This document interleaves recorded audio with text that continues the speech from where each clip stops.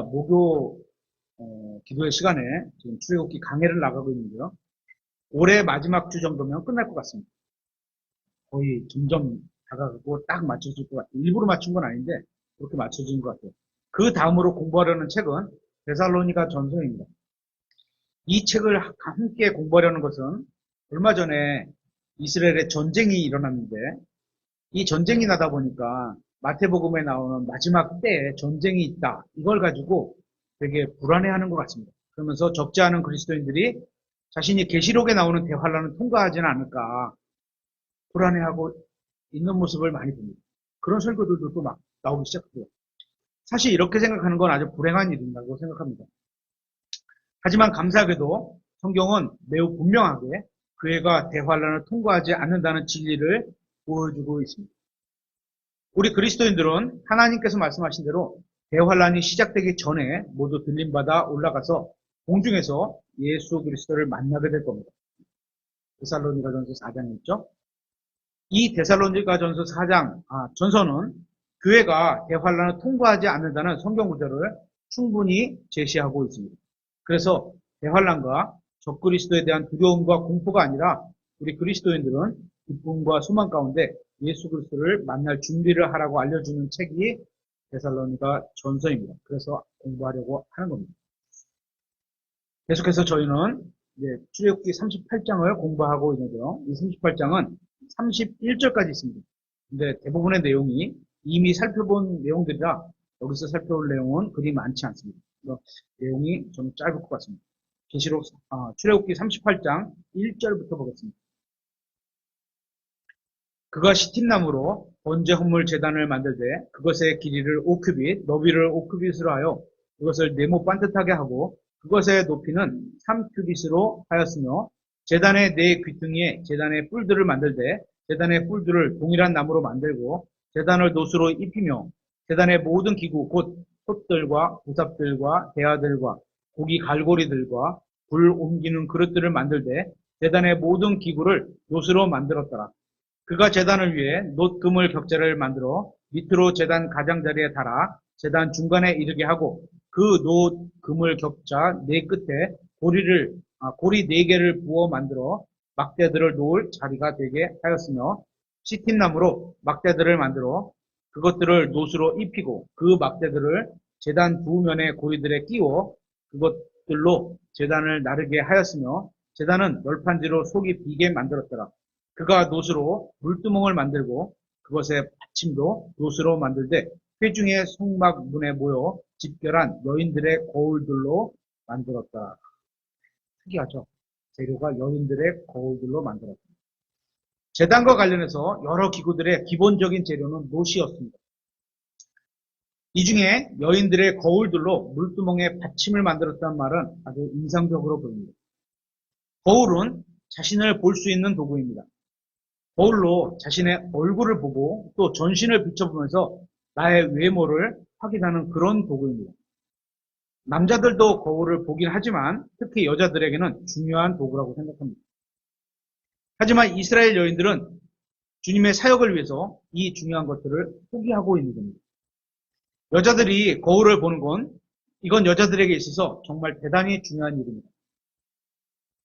당시 이스라엘 백성들에게 또 당시에 우리나라나 세계 어디에도 마찬가지로 거울이 흔한 게 아니었습니다.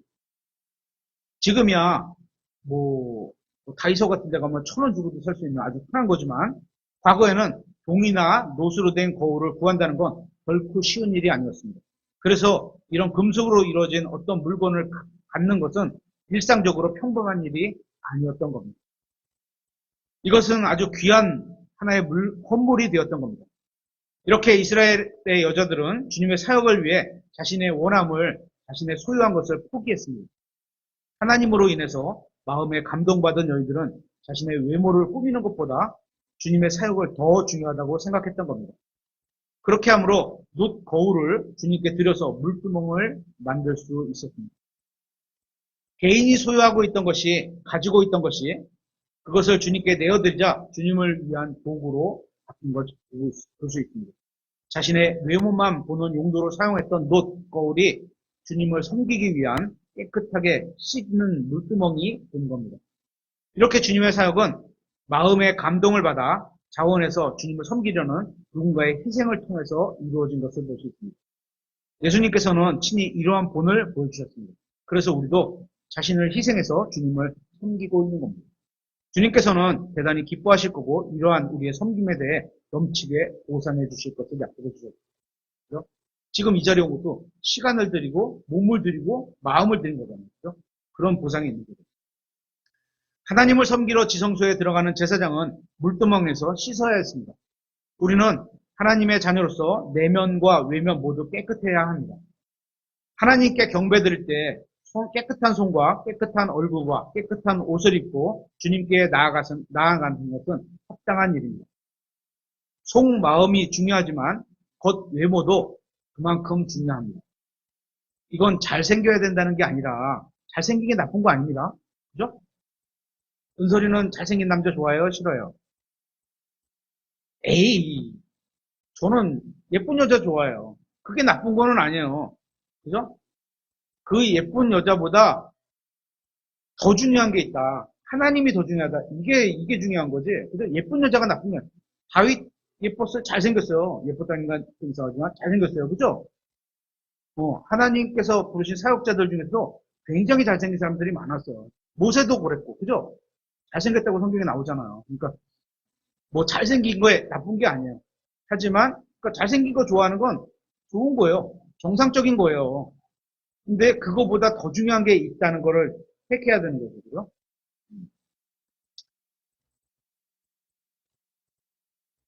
그러니까 잘생겨야 한다는 게 아닙니다.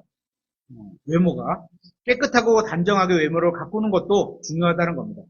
주님께 경배를 드리러 나올 때 가능하면 깨끗하고 정중한 옷을 입고 오는 게 중요합니다.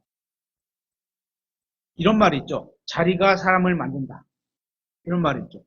그죠? 어떤 자리에 그 사람이 세워지면 거기에 맞게 그 사람이 행동한다는 그런 의미죠. 마찬가지로 어떤 사람의 옷차림은 그 사람의 행동도 변하게 됩니다. 예를 들어 추리닝이라고 하는 스포츠웨어를 입고 운동을 하지만 잔디에 쉽게 눕기도 할 수 있습니다.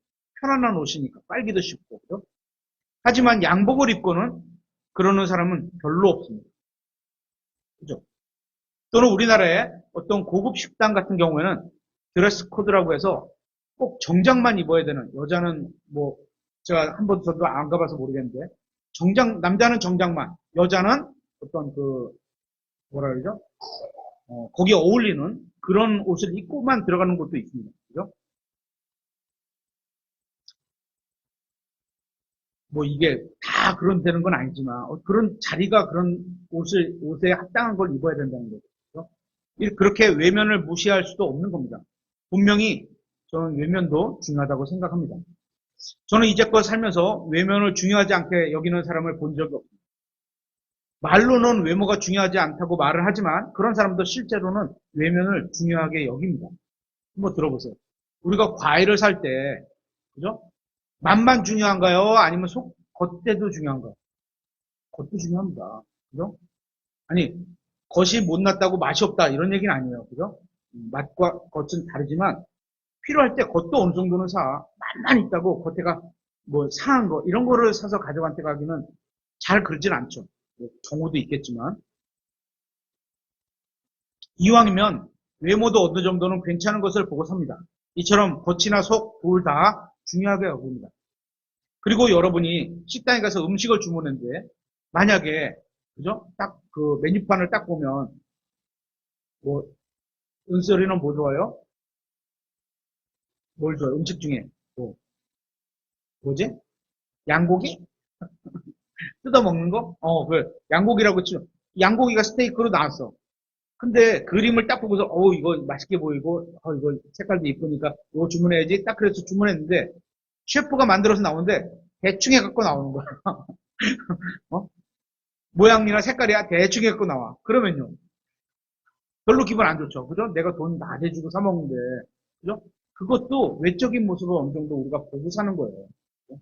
그러니까 뭐 지금 옷 얘기를 하다가 여기까지 왔지만 옷만 중요한 게 아니고 외모도 어느 정도는 우리가 갖춰서 적정한 정도까지는 갖춰가야 된다는 걸 얘기를 하는 겁니다. 하나님께 나아갈 때 비싼 것으로 몸을 치장해야 된다는 말이 아닙니다. 최소한 우리가 대통령을 만나러 갈 때 하나님이 대통령보다 높을까요, 낮을까요? 하나님이 높겠죠. 그죠? 그러면 대통령을 만나러 갈 때 저희가 어떤 옷을 입고 가겠어요? 대통령을 만나러 갈 때. 네? 자기가 갖고 있는 한 진짜 좋은 옷을 입고 가겠죠. 그죠? 만약에 막 일주일 전부터 드라이 클리닝에다가 다 달아서 딱 준비해놨다가 입고 가겠죠. 그런 마음자세로 입고 와야 된다는 거죠. 그 정도는 적어도 입어야 되는 거 아닐까? 이렇게 얘기하는 거죠. 그래서 우리가 주님 앞에 깨끗한 마음을 가지고 또 그것도 주님 앞에 나오려는 그 마음하게 꼭 마음이 깨끗한 것처럼 겉도 깨끗하고 적정한 정도의 정장을 입어야 된다고. 그러니까 양복을 말하는 게 아니에요. 그죠? 제가 외모도 중요하지 않다고 외모도 중요하다고 말씀드렸는데요. 정장 차림 양복도 비슷하다고 보는 겁니다. 저는 그래서 이 자리에서는 이게 적정하다고 생각하기 때문에 저도 계속 가운이 아니죠. 이 양복을 이렇게 걸치고 나오는 겁니다. 우리 주변에 있는 사람들은 주로 우리의 외모를 봅니다. 외모를 잘 살피는 분들도 있어요. 근데 주님께서는 우리의 외모도 중요하시지만 첫 번째 더 중요한 건 뭐죠? 마음이 중요해야 되는 거죠. 계속해서 9절부터 23절까지 좀 길게 살펴보도록 하겠습니다. 읽도록 하겠습니다. 9절부터 23절. 그가 뜰을 만들었고 남쪽을 향해 남쪽에 가늘게 꼰 아마 실로 만든 뜰의 현수막을 달았는데 그 길이가 100규빗이더라. 그것들의 기둥이 20개이고 노수로 만든 그것들의 밑받침이 20개이며 기둥들의 갈고리들과 띠들은 은이더라. 북쪽에 달 현수막들도 100규빗인데 그것들의 기둥이 20개이고 노수로 만든 그것들의 밑받침이 20개이며 그것들의 갈고리들과 띠들은 은이더라. 서쪽에 달 현수막들은 50규빗인데 그것들의 기둥이 10개이고 그것들의 밑받침이 10개이며 기둥들의 갈고리들과 띠들은 은이더라. 동쪽을 향해 동쪽에도 50규빗이더라. 문 한쪽의 현수막들은 15규빗인데 그것들의 기둥이 3개이고 그것들의 밑받침이 3개였으며 뜰 문 다른 쪽에는 이쪽과 저쪽에 15규빗의 현수막이 있었고 그것의 기둥이 3개, 그것들의 밑받침이 3개 있더라. 그가 뜰 둘레의 모든 현수막을 가늘게 꼰 아마실로 만들었는데 기둥들의 밑받침들은 노시고 기둥들의 갈고리들과 띠들은 은이며 또 그가 그것들의 기둥 머리들은 은으로 입혔고 뜰의 모든 기둥들은 은으로 띠를 둘렀더라. 그가 뜰 문의 현수막을 청색과 자주색과 주홍색 실과 가늘게 꼰 아마실로 바느질을 해서 만들었는데 길이는 20규빗이고 너비 방향의 높이는 뜰의 현수막들과 일치하게 5규빗이더라.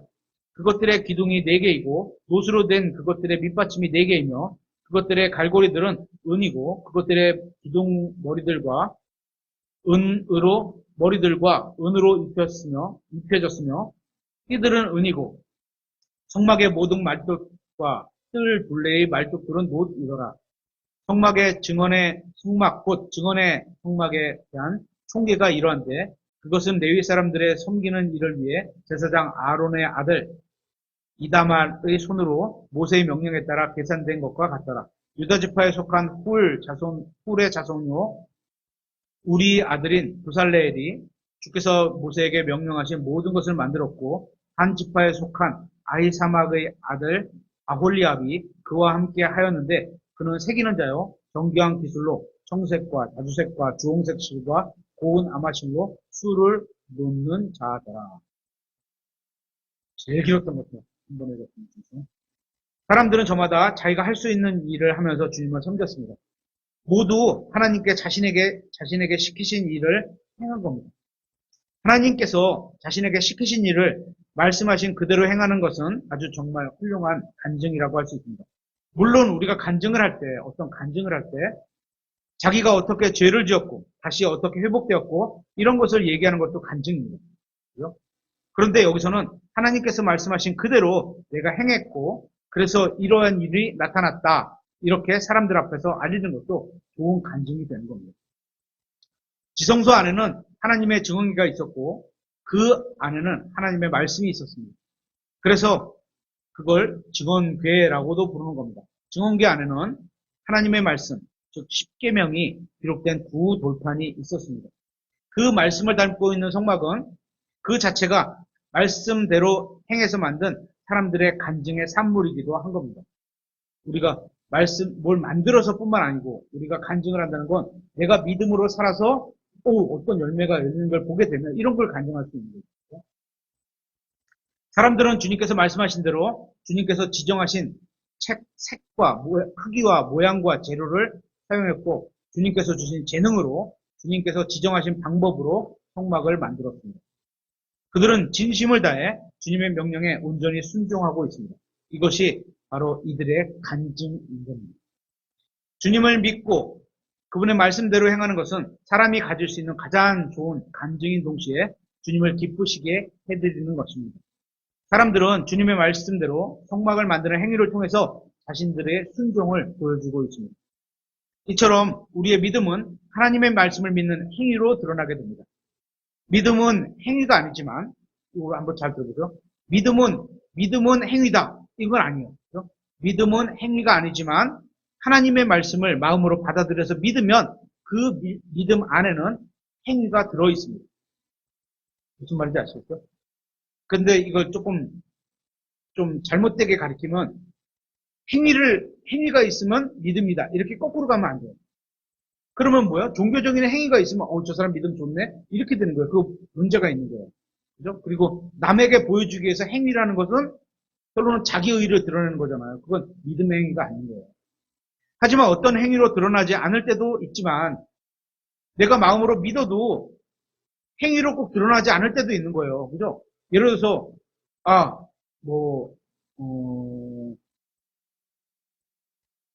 이웃을 사랑하라. 그래서 불쌍한 이웃이 있으면 돕고 싶은데 나에게 하나님께서 주신 게 없어. 그죠? 주신 게 있으면 도우면 그게 행위로 나오는 건데 주신 게 없을 수도 있잖아요. 그죠? 그럴 때 어떻게 행위로 보이지 않는 마음으로 기도하는 것도 하나님께서 저 사람을 불쌍히 여겨서 도와주세요. 이렇게 기도하는 것도 믿음의 행위로 볼 수 있는 거죠. 대신 행위가 보이지 않아요. 그러니까 우리가 눈으로 보이지 않아도 믿음이 있을 수도 있는 거고 또 어떤 것들은 보여야지 믿음이 있는 걸 수도 있는 거죠. 말씀과 마음이 하나가 되면 눈에 보이지 않는 것, 기도나 사랑이나 소망이나 주님에 대한 고백이나 이런 것들이 믿음이 있는 것으로 나타나는 겁니다. 그의 마음에 이런 믿음이 있게 되는 겁니다. 성경은 이것을 믿음의 행위라고 부릅니다. 믿음의 행위는 그럼 뭘까요? 믿음의 행위. 사도 바울에게는 복음을 전하는 것이었습니다. 그렇죠? 복음을 전하라. 이런 말씀을 믿었으면 전해야 하는 게 행위가 있는 거거든요. 예수님을 믿는 사람은 당장은 아니더라도 언젠가 예수 그리스도의 복음을 전하는 그런 행위가 있게 됩니다. 이런 행위가 나오지 않으면 믿음에 문제가 있거나 아니면 믿을 때는 진실하게 믿었지만 믿음에 꾸준히 성장하지 못하는 경우일 겁니다. 만약에 처음에 말씀을 믿었는데 싹이 탁 틀 때까지는 해야지 그러다가 어떻게 돼요? 해가 있다든지 가시나무 덤불에 숨 막힌다든지 지난주 설교 말씀 같지? 그러면 믿음이 죽어버리는 거예요. 구원을 못 받은 건지 아니면 영적으로 성장하지 않는 건지 사실 우리 사람끼리는 알 수가 없습니다. 하나님만 아시는 거예요. 어쨌건 믿지 않기 때문에 믿음에 합당한 행위가 나오지 않는 겁니다. 여기에 조금 조심해야 할 게 있는데요. 제가 20여 년 전에 감리교회 다닐 때 믿음의 행위가 있어야 한다고 그렇게 가리키니까 믿음의 행위가 있어야 된다. 그러니까 행위를 보이려고 하는 거예요. 아까 말씀드린 거. 행위를 보여주기 위해서 은연중에 종교 행위를 강요합니다. 믿음이 있으면 헌금을 내야 될 거 아니냐. 헌금을 내는 게 믿음이 있는 거다. 이거 접근이 잘못된 거예요. 그죠? 그 사람이 진짜 하나님께서 주신 은혜가 있고 하나님께서 주신 걸 갖다 하나님께 다시 돌려드리겠다는 마음이 있으면 이렇게 강요를 해서 헌금을 드려야지 믿음이 있는 거다. 이렇게 필요하진 않는 거죠. 그죠? 그러니까 아까 말씀드린 믿음은 행위가 아니에요. 동등이 아니에요. 믿음에는 행위가 포함되어 있어. 분명히 안에 있긴 하지만 이게 행위가 있다고 믿음이 있다. 이렇게 말하기도 어렵다는 거예요. 무슨 말인지 아시겠죠? 요 구분을 해야 돼요. 그렇지 않으면 행위만 강조하는 죽은 열매만 하늘에서 보상이 없는 이런 것만 하게 되는 거예요. 이건 믿음의 행위가 아니라 율법의 행위나 육신의 행위에 속한 행위입니다. 믿음의 행위는 하나님의 말씀을 듣고 자신이 확신해서 하는 일입니다. 그죠? 하나님께서 나에게 말씀하신 것이구나. 내가 이 일을 하길 원하시는구나. 그래서 하게 되는 일이 믿음의 행위인 거예요. 이것은 예수님을 진정으로 믿으면 됩니다.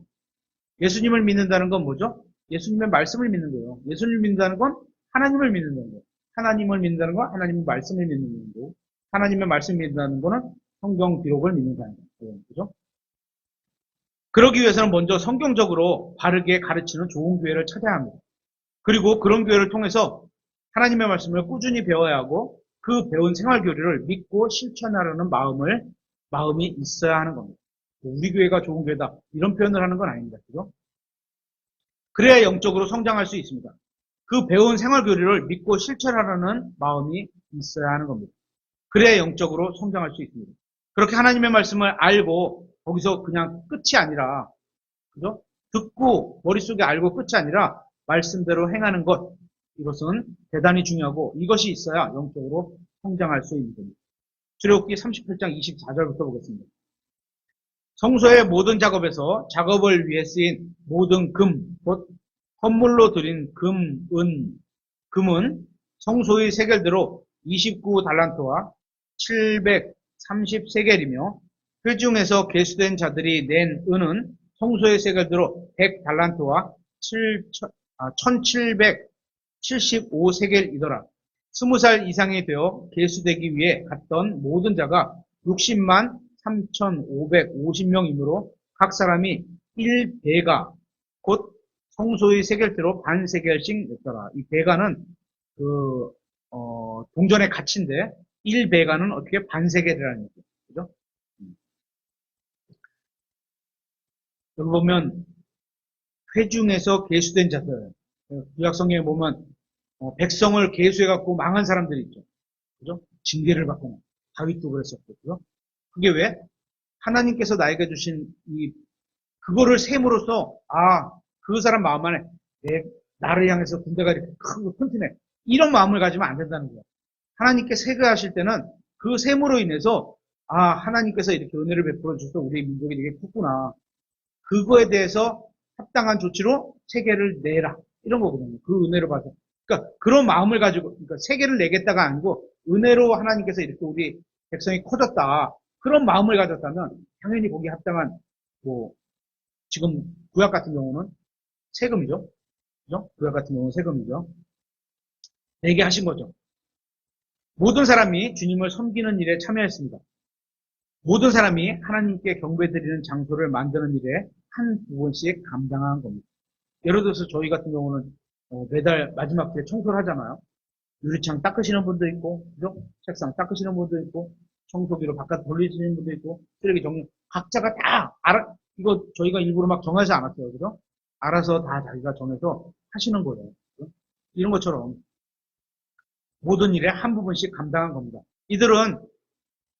자신들은 이집트의 노예 생활에서 구출하신 주님께 반역했던 그런 자들이었고, 은혜를 모르던 자들이었는데, 이제는 신실하게 주님의 말씀에 순종하는 사람이 되는 것을 볼 수 있습니다.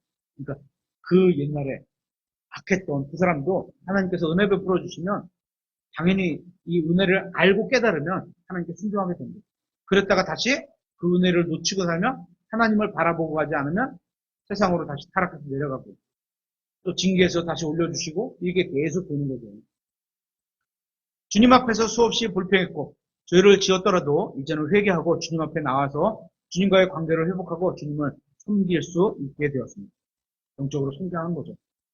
신약 시대인 지금도 아직 살아있는 사람은 지금 구원받을 기회가 있는 것이고 구원받지 못한 사람에게는 그런 거죠. 그죠? 아직 살아있지만 구원받지 못한 사람들에게는 기회를 주는 것이고 구원받은 우리에게는 주님을 섬길 기회가 왜? 이 몸으로 섬길 기회가 거기에 따른 보상을 주겠다고 하신 거거든요. 그죠?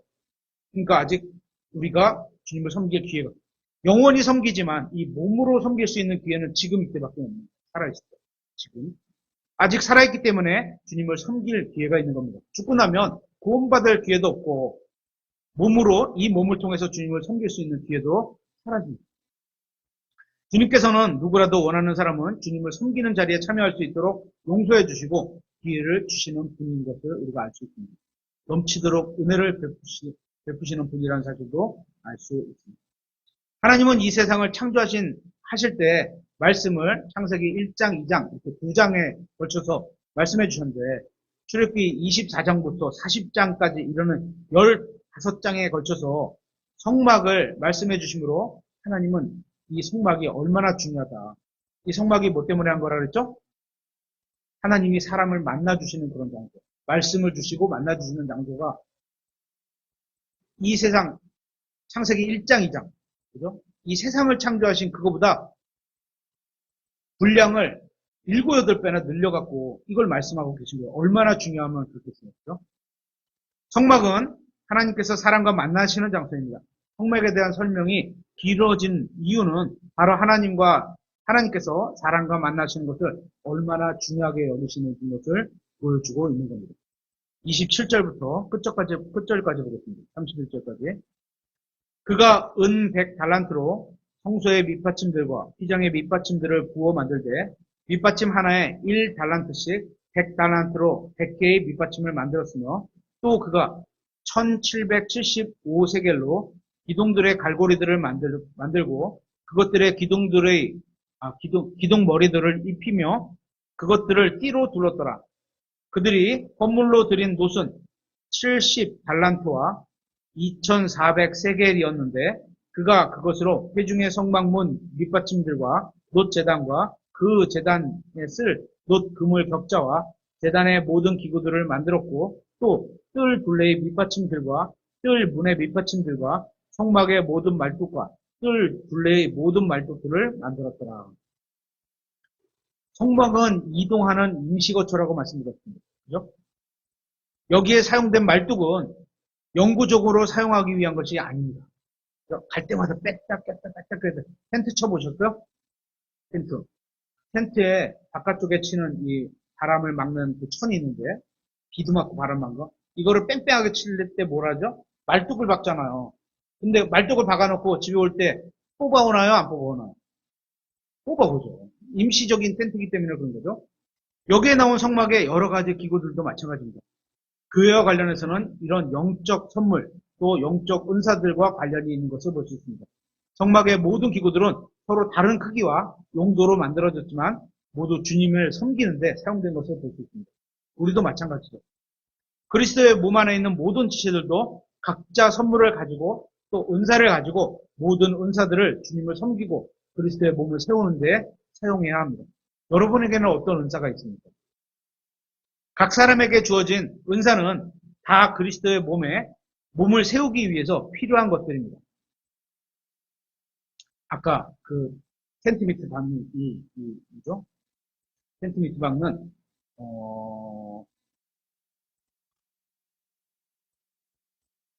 말뚝도 다 필요한 거예요. 그렇죠? 이게 뭐 사람들이 볼 때는 아유 말뚝이냐 휘장에 쓰여져야지 이렇게 볼지 모르지만 하나님은 그걸 가치를 그렇게 따지지 않는 거예요.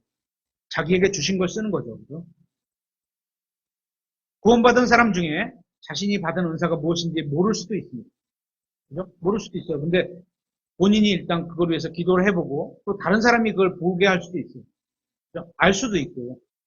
하지만 은사가 없는 사람은 없습니다. 또 우리가 가지고 있는 은사 중에 주님의 몸에 필요 없는 것들이 없습니다. 말뚝 같은 거, 아유 필요 없는 것 같은데 자주 쓰니까 또 가서 만들지 이러는 게 아니거든요. 그죠? 모두 다 필요한 겁니다. 그러니까 우리 교회에 은국이도 필요하고 은결이도 필요하고 은경이도 필요한 겁니다. 그죠? 다 필요한 거야. 그러니까 구원받은 모든 사람들은 그리스도의 몸을 세우는데 다 필요한 겁니다. 다 어떤 역할을 할 수 있는 겁니다. 주님을 위해서 일할 수 있는 겁니다. 난 아무것도 가진 게 없고 그래서 주님을 위해서 할 수 있는 게 없다. 이런 사람은 없는 겁니다. 그죠? 모두가 주님을 섬기는데 참여할 수 있고 또 모두가 지역교회를 세워나가는데 참여할 수 있습니다. 오늘 우리 이거 누가 주셨죠? 누가 갖다 주셨죠? 네, 맞아요. 이건 갖다 주셨죠. 이렇게 다 우리 교회에서 제일 막내잖아요. 홍합반 막내 은겸이가 이렇게 딱 해줄 수 있는 게 있는 거예요. 다 있어요. 누구든지. 찾아보면 찾아서 하려고 하면 다 있어요. 집에서도 마찬가지죠. 엄마 아빠가 계시잖아요. 엄마 아빠 일에 내가 도울 수 있는 게 뭘까? 라고 보고 찾으려 그러면요. 다 있어. 뭐, 밥 먹고 나서 식탁을 청소해 줄 수도 있고. 그 정도는 우리 응급구에 할 수 있잖아요. 그죠? 네. 네? 아, 그래요? 자, 마무리할게요, 이제. 그러니까 응급이나 잘하겠지만, 그죠? 은솔이도 잘하겠지만, 집에서 다 가족이 다 할 수 있는 일, 골고루 자기가 다 할 수 있는 일이 있는 거예요. 그죠? 청소기 돌리는 거, 은솔이 잘할 것 같은데. 그런 것들, 그죠? 다 엄마 일을 같이 도와서 하는 거잖아. 가족 안에서 나만 할 일이 없어. 이런 사람은 없어요. 다 하는 거예요. 그죠? 문제는 여러분이 주님을 위해 일할 마음이 있느냐는 겁니다. 그죠? 여러분은 지금 그리스도의 몸을 위해서 무엇인가를 하고 계십니까? 지역교를 세우기 위해서 무엇인가를 하고 계십니까? 한번 진지하게 생각해 보시기 바랍니다. 이렇게 해서 출애굽기 38장을 마치도록 하겠습니다.